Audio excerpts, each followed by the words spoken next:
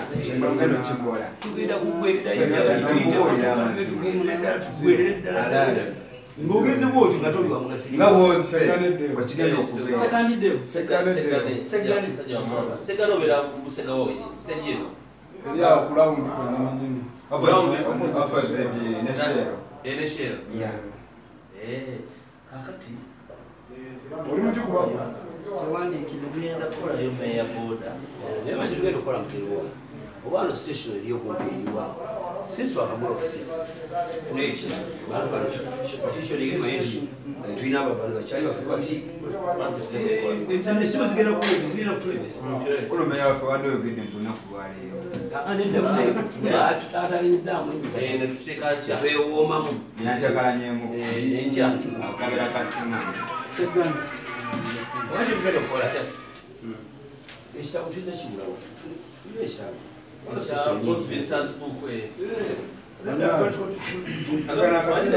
kulembeze tujjemu abafuzi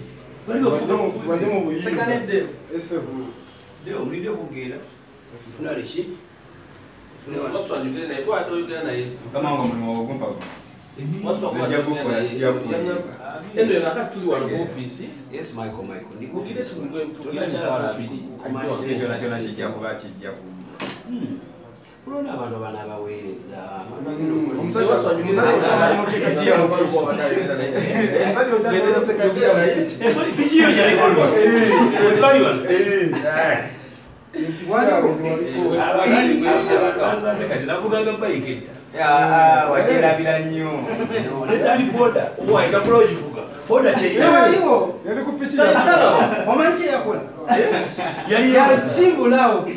na fuluma wali neba mu bana tugula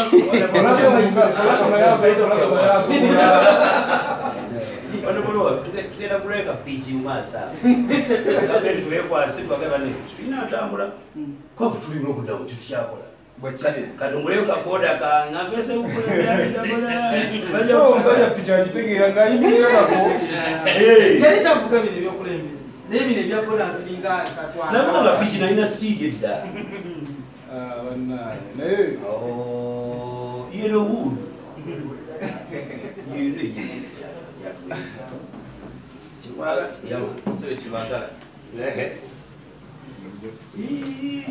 Nenda kuingiza mutima azimwe zachi. Bagala yo. Siye no.